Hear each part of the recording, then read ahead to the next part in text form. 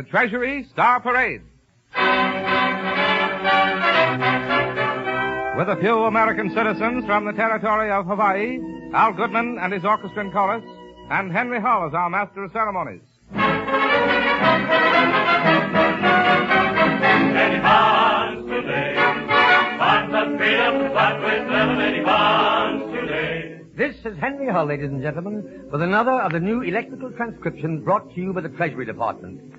Now, it's quite possible that many of you who heard Larry Elliott say that we had a few citizens from Hawaii with us may have concluded that you were going to hear sweet music on this program. Well, you're going to hear music, but I don't know just how sweet it'll be. Something took place on the island of Oahu, territory of Hawaii, December 7th last. One of the men who were there and saw what happened wrote a book. That book he called Remember Pearl Harbor. At this moment, that man is here by my side. Ladies and gentlemen, I want you to meet Mr. Blake Clark, a native Tennessean, and for the past 12 years, professor of English at the University of Hawaii. Good evening. All my life, I've wanted to live history. I've had my wish. I did not see it all with my own eyes, but from what I did see, and from talking to friends and others who were in the thick of it, I have lived through real history, the history of Pearl Harbor.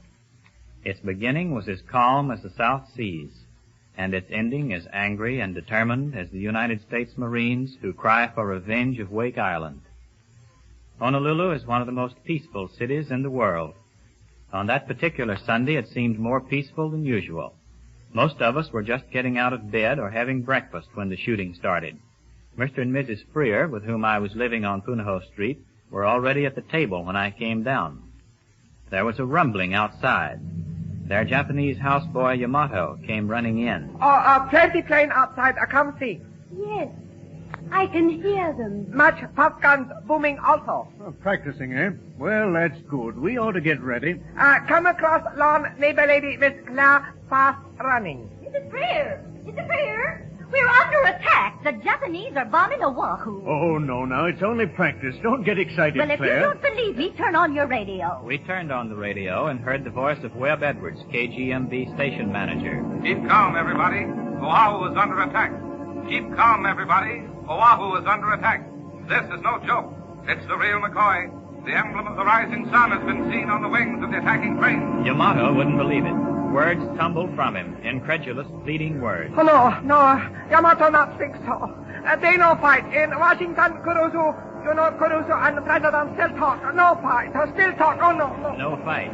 Still talk. A funny kind of talk. And hell had broken loose on the flying fields and at Pearl Harbor. Everything was close together. Everything happened at once. By the time the first wave of attacking planes was approaching Pearl Harbor and Hickam Field, the second was already dropping bombs on Wheeler Field. One woman was watching from her bedroom what she thought was a mock raid until a plane roared swooping down over a warship in the harbor. A terrific explosion followed as the plane swooped up again. The whole end of the island seemed to be on fire.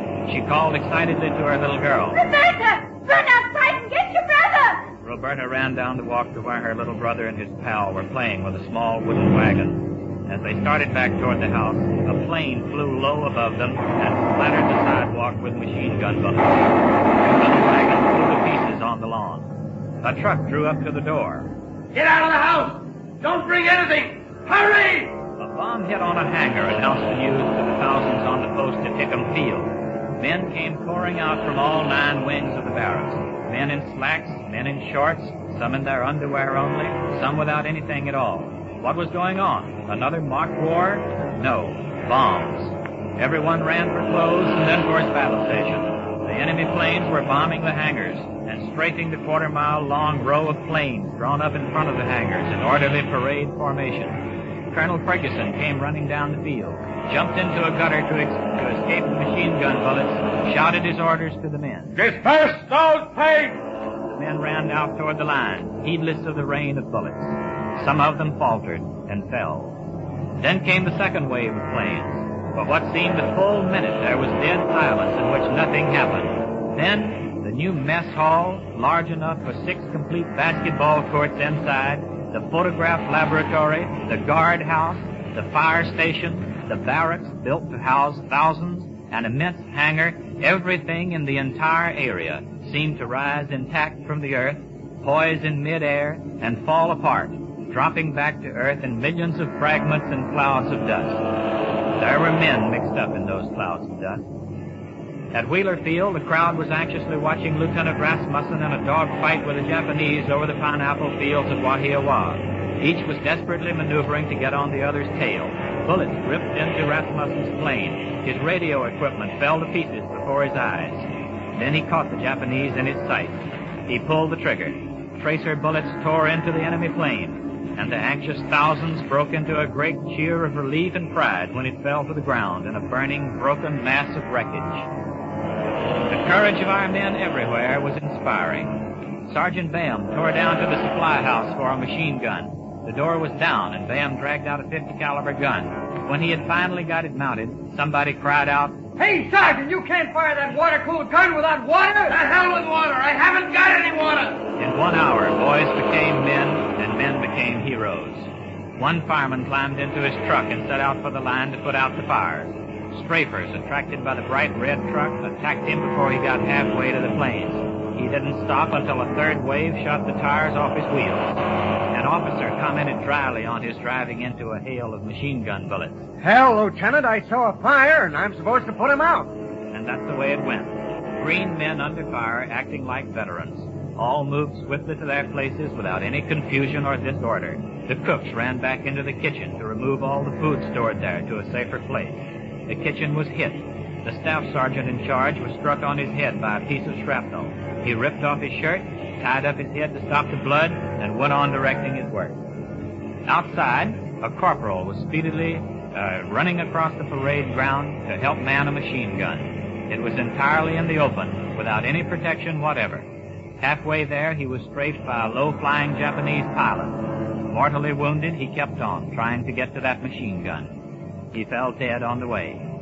Inside a smoke-filled hangar, 21 Hawaiians with Solomon Nau'au, 245-pound athletes, were fighting fire. One end of the burning hangar fell through to the floor, revealing a sky dotted with 3 approaching Japanese bombers. They were flying just a few feet above the hangar. The first one passed directly above Solomon and his fellow pilot. Solomon heard an explosion and felt hot with pain. Lord help me, he prayed, falling to the concrete floor. The whole inner side of his right leg was blown away. But what happened at the flying fields was only a prelude to the drama of Pearl Harbor. From the crow's nest of one of the battleships, a sailor saw a torpedo coming straight for the side of his ship. Massive battleship of thousands of tons, it rocked as if hit by a mighty fist. Almost simultaneously with the explosion, quantities of oil flew all over the ship. The oil caught fire. In 2 minutes, the deck of the ship and the water around it were one mass of flames, and men were trying to swim in that blazing oil. On the Arizona, one bomb dropped like a plummet down the funnel and set off the forward magazine where ammunition was stored. In one blinding flash, the whole inside of the forward ship blew up, leaving only a mass of shattered, burning wood and twisted metal. Bodies of the dead were thick on the deck, and some were hanging from the forecastle. Men were running out of the flames, so badly burned that they were barely able to stand. Clothes burned away, no eyelashes, no hair. They stumbled along, feeling their way, helpless, falling on the deck, jumping over the side. Yet when the ranking surviving officer, who was supervising the saving of the wounded, was asked when he was going to leave, his answer was, "Not until the Japs leave." By this time, the wounded had begun to pour into the hospitals.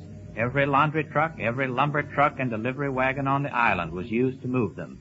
They were carried in by the hundreds, and yet there was no confusion, no unnecessary clamor, no crying out. They spoke quietly instead. Watch that leg, please, ma'am. It's broken in 2 places. A doctor went up to a young boy. His skin was burned and dripping off his entire upper body, but he looked at the doctor.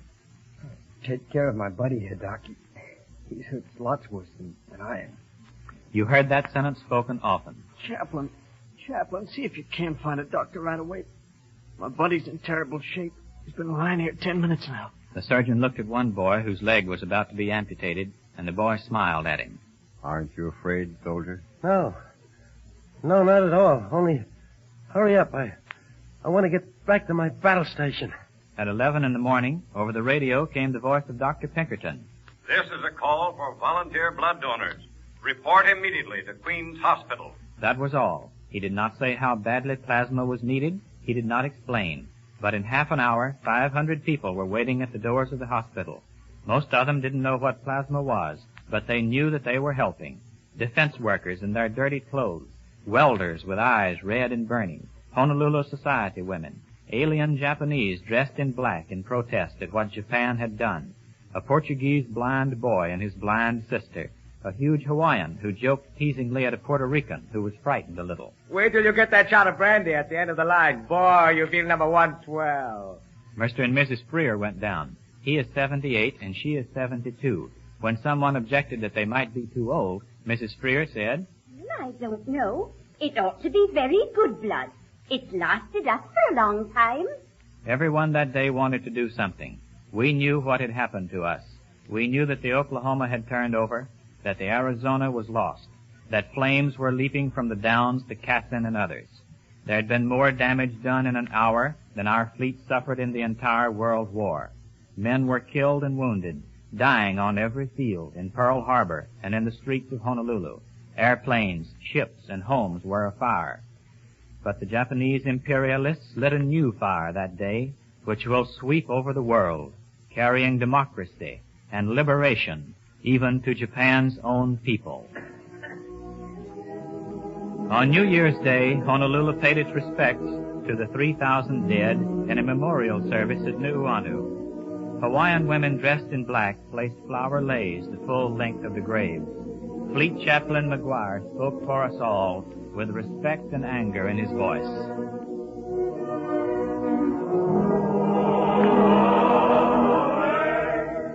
Let no one think these men have died in vain.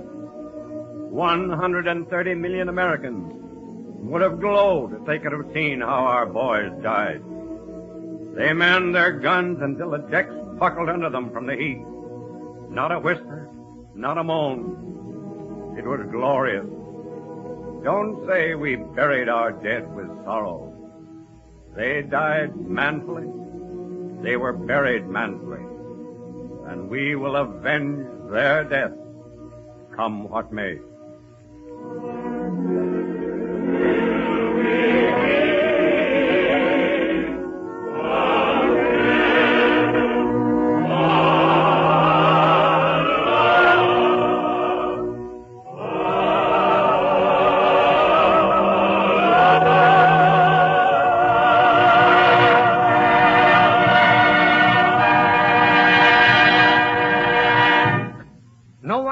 Doubted the courage or the fortitude of the American people under fire. No one has ever doubted their ability to get things done once they made up their minds. And the American people have made up their minds. We're going into this war to win, and we're all going to do our share. There's not even any room to argue about that. And we're going to buy United States war savings bonds and stamps as one of the ways to make sure that we're going to win it. We're going to buy them regularly. We're going to get the habit. And we're going to join the Treasury payroll savings plan wherever we work. We're going to keep on working, and we're going to keep on saving, and we're going to keep on buying war stamps and bonds, because this is our country, and we're going to keep it ours.